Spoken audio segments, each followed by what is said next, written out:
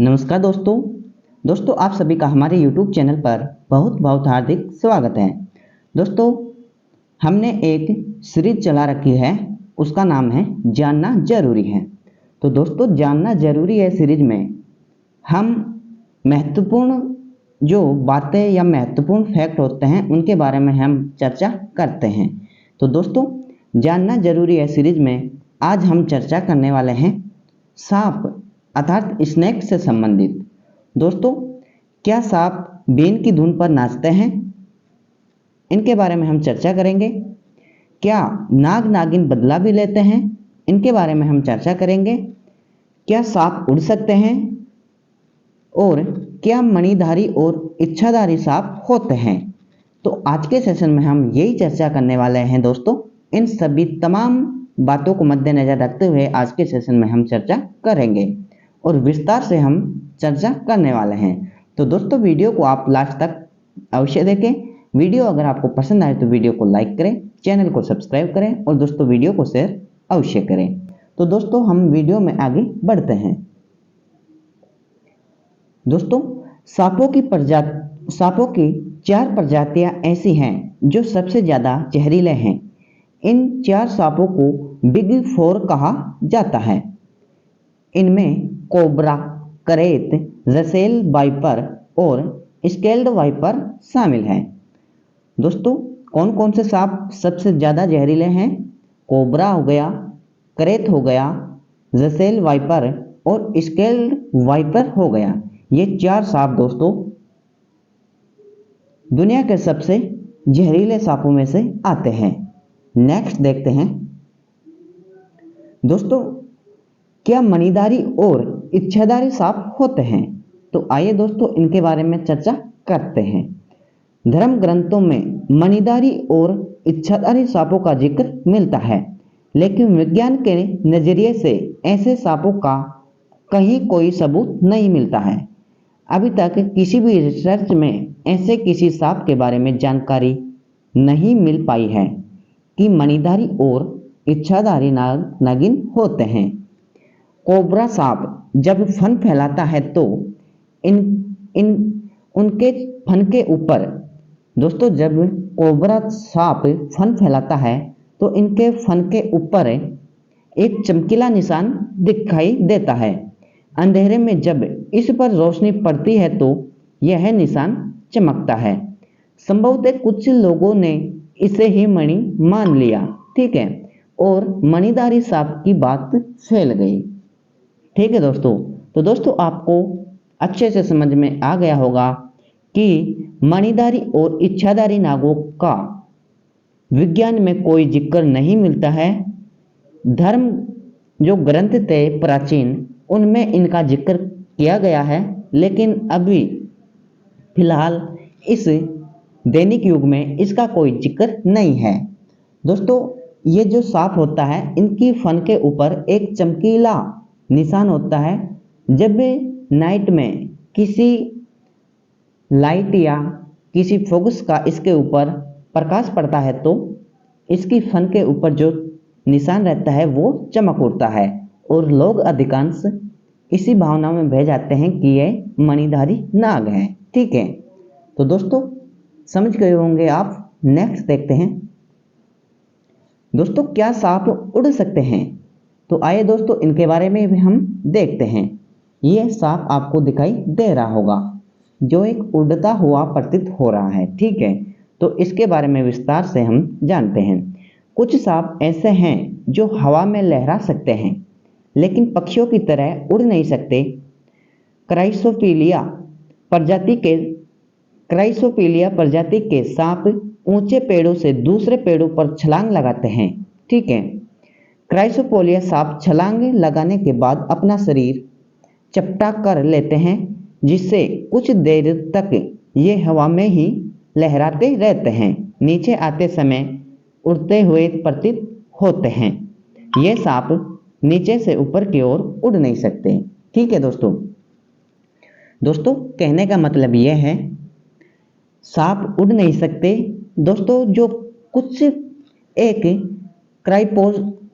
क्राइसोपोलिया नामक एक प्रजाति है सांपों की, वो सांप थोड़े पतले होते हैं और लंबे होते हैं।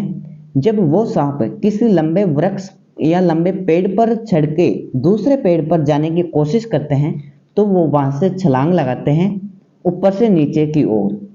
जब वो ऊपर से नीचे की ओर आते हैं तो वो अपने शरीर को लहराते हैं। ठीक है, तो कुछ लोगों ने ऐसा देखा और वो लोग कहने लग गए कि सांप तो उड़ते भी हैं। हालांकि दोस्तों नीचे से ऊपर की ओर कभी सांप उड़ नहीं सकते, वो ऊपर से नीचे गिरते हैं तब वो अपने शरीर को हवा में कुछ देर के लिए लहराते रहते हैं। ठीक है, तो दोस्तों सांप उड़ नहीं सकते, ये आपको अच्छी तरह से समझ में आ गया होगा। नेक्स्ट देखते हैं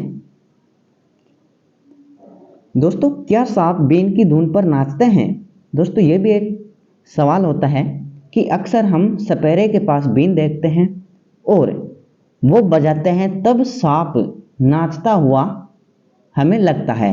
ठीक है, तो वो देखते हैं हम इसका क्या रीजन है।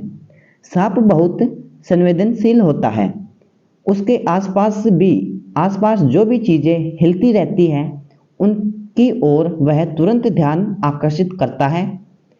हिलती चीजों के साथ सांप भी इधर उधर हिलता है। सांप बीन की धुन पर नहीं, सपेरे के मूवमेंट पर नाचता रहता है। जैसे सपेरा बीन हिलाता है, सांप भी उसी तरह हिलता है।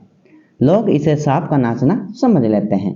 तो दोस्तों ये भी सरासर झूठ बात है कि सांप बीन की धुन पर नाचते हैं। दोस्तों क्या है कि अक्सर सांप, पहली बात तो दोस्तों यह है कि सांप को आवाज सुनाई नहीं देती है।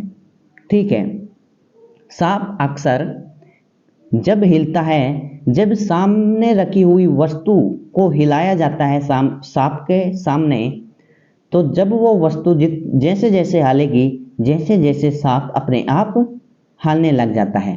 क्योंकि दोस्तों सांप एक संवेदनशील जीव है जो अपने आसपास की जो वस्तुएं या चीज हैं वो जैसा मूवमेंट करते हैं उसका ध्यान आकर्षित हो जाता है उस मूवमेंट की तरफ और सांप अपने शरीर को भी उसी मूवमेंट में ढाल लेता है। जैसे वो मूवमेंट होती है वस्तु, वैसे वैसे सांप भी मूवमेंट करने लगता है।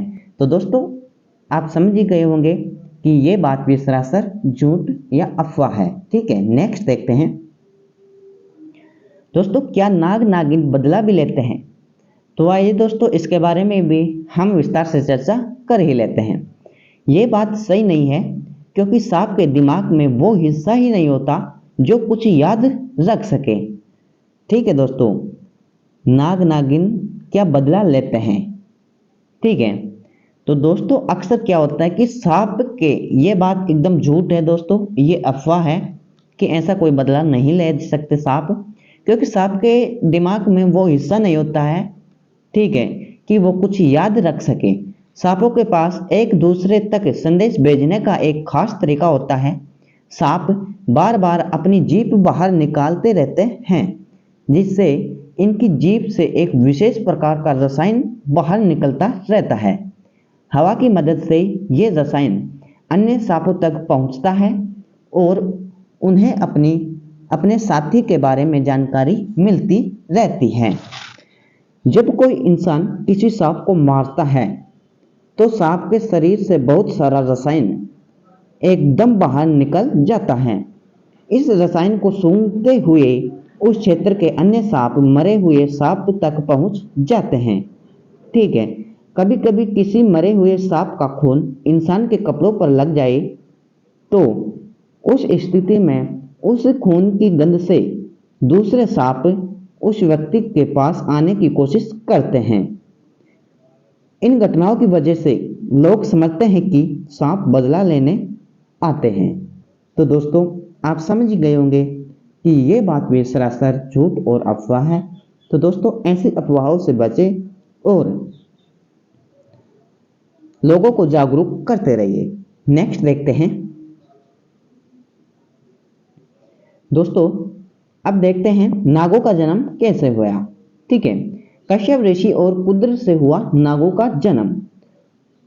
उज्जैन के ज्योतिषाचार्य पंडित मनीष शर्मा के मुताबिक शास्त्रों में नागों की जुड़ी कई कथाएं बताई गई हैं। महाभारत में कश्यप ऋषि और कुद्र की कथा है। ऋषि कश्यप का विवाह प्रजापति दक्ष की पुत्री कुद्र से हुआ था। इन दोनों से ही नागों का जन्म हुआ। कुद्र ने 1000 नाग प्रजातियों को जन्म दिया था। इनमें से 8 नाग खास थे। इनके नाम थे वासुकी, तक्षक, कुलक, कर्कोटक, पद्म, शंख, चुंड और महापद्म और धनंजय। ठीक है। वासुकी को नागों का माना जाता है। तक्षक नाग ने राजा परीक्षित को डसा था। ठीक है। तक्षक नाग था जो उनमें से 8 में से एक खास नाग था। ठीक है। तक्षक नाग ने ही राजा परीक्षित को डसा था। ठीक है। तो दोस्तों, आई होप आप वीडियो में लास्ट तक बने हो और आपको वीडियो समझ में आ गया। तो दोस्तों, ये सांप के बारे में कुछ अफवाहें थी, उनके बारे में हमने चर्चा की है। तो दोस्तों, आप वीडियो को ज़्यादा से ज़्यादा शेयर करें, क्योंकि दोस्तों लोगों तक ये वीडियो पहुंचेगा तो हो सकता है कि लोग अपनी इन झूठी अफवाहों से बचे रहिए। ठीक है। नेक्स्ट देखते हैं दोस्तों आज का सेशन हमारा यहीं समाप्त होता है। दोस्तों, अगर वीडियो आपको पसंद आए तो वीडियो को आप लाइक करें, चैनल को सब्सक्राइब करें और दोस्तों वीडियो को ज़्यादा से ज़्यादा शेयर करें। दोस्तों, सांपों से जुड़ी कुछ जानकारी है जो हमने एक वीडियो डाल रखा है हमारे यूट्यूब चैनल पर। दोस्तों, इस वीडियो की लिंक हम डिस्क्रिप्शन बॉक्स में डाल देंगे, तो वहाँ से जाके इस वीडियो को आप अवश्य देखें। दोस्तों, इस वीडियो में सांपों से जुड़ी हर महत्वपूर्ण बात पूरी डिटेल के साथ समझाई गई है। दोस्तों, अगर सांप किसी को बाइट कर लेता है तो कौन सा स्नेक एंटी वेनम दिया जाता है, सांप काटने के बाद क्या होता है, क्या करना पड़ता है हमें, अगर सांप कहीं पर आपको दिखे तो सांप को रेस्क्यू कैसे करें, रेस्क्यू करने के लिए कौन से नंबरों पर कॉल करें, और दोस्तों अगर किसी को सांप ने डस लिया तो तुरंत कौन सा काम करना चाहिए। दोस्तों, तमाम बातों के बारे में हमने इस वीडियो में विस्तार से बता रखा है। तो दोस्तों, इस वीडियो को भी आप लास्ट अवश्य देखें। ठीक है। दोस्तों, इस वीडियो में आप सांप से जुड़ी हर महत्वपूर्ण बात जान पाओगे और देश में सांपों की सुरक्षा के लिए कौन सा कानून, कौन सा एक्ट, किस एक्ट के तहत सांपों की सुरक्षा की जाती है। दोस्तों, तमाम बातों को मद्देनजर रखते हुए इस वीडियो में हमने विस्तार से बताया है। सभी सांपों के बारे में हमने विस्तार से बताया है। तो दोस्तों, इस वीडियो की लिंक हम डिस्क्रिप्शन बॉक्स में दे देंगे। उस लिंक से जाकर आप इसको अवश्य देखें। तो दोस्तों, ऐसे ही नए नए टॉपिक पर नए नए वीडियो हम लेकर आते रहेंगे। तब तक बने रहिए हमारे YouTube चैनल के साथ। जय हिंद, जय भारत।